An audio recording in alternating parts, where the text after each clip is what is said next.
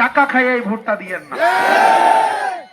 টাকা খাইয়া এই ভোটটা যদি দেন, যদি একটা আপনি এই ধরনের অন্যায় কাজ করে একটা আপনি নিজে, এটা একটা মুনাফিকি।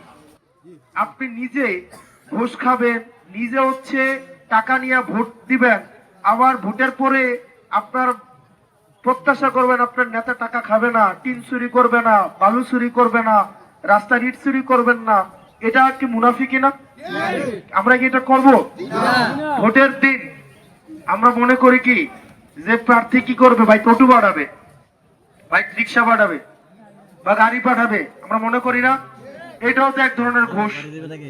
আপনি কি ঘুষ খায় ভোট দিতে যাবেন? ঘুষ খায় ভোট দিতে যাবেন? আবার ভোটের দিন দেখা যায় কেন্দ্রের চারিদিক দিয়ে ভোটটা দিতে যায় না, ঘোরাফেরা করে না। একবার অমুকের কাছে যায়, একবার তুমুকের কাছে যায়, দোকানে গিয়ে একটু বয়, আবার একটু ইয়া করে, এগুলা করে তো নাকি? এবার কি এসব করবেন? এবার কই লাভ নাই। কারণ আমার যারা প্রিজাইডিং অফিসার থাকবে বা কি থাকে না এজেন্ট, আমি তাদেরকে বলছি দুইটা পকেটের এই যে ইয়াগুলো আছে না, এই যে এইগুলো একটু বার করে রাখবেন, বুঝছেন?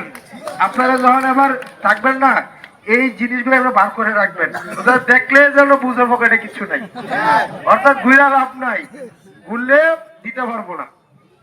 আমরা আবার সৎ, দক্ষ, দুর্নীতি মুক্ত, আমরা ইনসাফের একটা বাংলাদেশ আমরা গঠন করার জন্য আবার আমরা ভোটটা দিই। আমরা সকাল ফজর থেকে আমরা শুরু করি আসা পর্যন্ত আমরা প্রত্যেকটা দুয়ারে দুয়ারে যাওয়ার চেষ্টা করতেছি।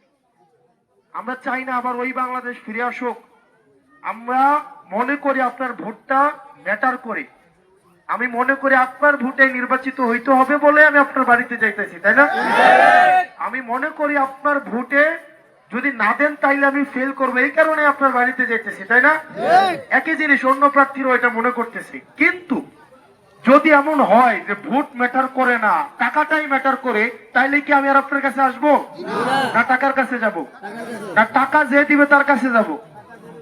মানে আপনি কি চান আমি শুধুমাত্র টাকা যে দিবে তার কাছে যাই নাকি আপনার কাছে আসি? বাংলাদেশের এমন কোন মসজিদ আছে যেখানে হাদির জন্য হচ্ছে মুনাজাত হয় নাই? প্রত্যেকটা জায়গায় হাদির জন্য মুনাজাত হয়। এই হাদি ভাইকে মানুষ পছন্দ করে, কারণ হাদি ভাই ঋণ খেলাপি ছিল না। হাদি ভাই ব্যাংকের টাকা নিয়ে মাইরা দেয় নাই, হাদি ভাই জনগণের টাকা মাইরা দেয় নাই, হাদি ভাই ঋণ খেলাপি করে নির্বাচনে অংশগ্রহণ করে নাই, হাদি ভাই মুড়ি বাতাসা নিয়ে প্রয়োজনে মানুষের কাছে ভোট ভিক্ষা চাইতে গেছে। জনগণের টাকা মেরে দিয়ে বিদেশে সন্তানদেরকে পড়াশোনা করাইয়া সেই ছেলে বারে বসে মদ খায় আর কর্মীদেরকে বর্ডারে পাঠায়। ওই হাদি ভাই এই কারণে না বলেই হাদি ভাইকে আমরা সততার কারণে তাকে আমরা স্মরণ করি কিনা? ঠিক একইভাবে বিনিময়ে আমি আপনাকে আমার সততাই দিতে পারবো, এর বেশি আমি আপনাদেরকে কিচ্ছু দিতে পারবো না। আপনাদের আত্মীয় স্বজন, আপনারা প্রত্যেক জন যদি 10 জনের দায়িত্ব নেন, প্রত্যেক দিন যদি 10 জনের কাছে ভোট ভিক্ষা করতে যান, সকালবেলা বাড়িবেন আমি ভোট ভিক্ষা করতে পারি, ফজর নামাজের পরে লজ্জার কি আছে বলেন? আপনি কি চুরি করতে পারিতেছেন? গুন্ডামি করতে পারিতেছেন? আপনি কি তার ঠেক দিতেছেন? তার কাছে অনুরোধ করতেছেন, প্রয়োজনে হাতে ধরবো, প্রয়োজনে পায়ে ধরবো, একবারের জায়গায় 2 বার যাবো, 2 বারের জায়গায় 10 বার যাবো, সে তারপরে দিলে দিবে, না দিলে নাই। আমি কি তার কাছে চুরি করতে যাব? আপনারা সবাই একটা টিম বানাইয়া আপনারা হচ্ছে একদম সবাই একসাথে প্রত্যেকজন প্রত্যেক দিন অন্তত 10 জন মানুষের কাছে যাবেন। কয়জন? প্রত্যেকজন প্রত্যেক দিন অন্তত 10 জন মানুষ। তাইলে আপনাদের আত্মীয় স্বজন কি শুধুমাত্র গোপালনগরে আছে? আপনারা বিয়ে করছেন না অন্য এলাকায়? বিয়ে করছেন না? সবাই গোপালনগরে বিয়ে করছে। আপনার শ্বশুর বাড়ি আছেন অন্য এলাকায়? গোপালনগরের অন্য এলাকায় আছে কিনা? আপনার বোন বিয়া দিচ্ছেন, আসে না এরকম? আপনার ভাই বিয়ে করে আসছেন, আসে না? আপনার বেয়ের বাড়ি বেইনের বাড়ি আছে না? আছে কিনা? নাকি শুধু সবাই গোপালনগরের?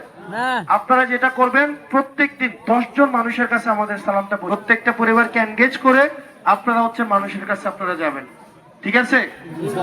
আমার কি আর এই নির্বাচনের আগে এখানে আসতে হবে? আমার আসার দরকার আছে? আমি কি আর আসবো?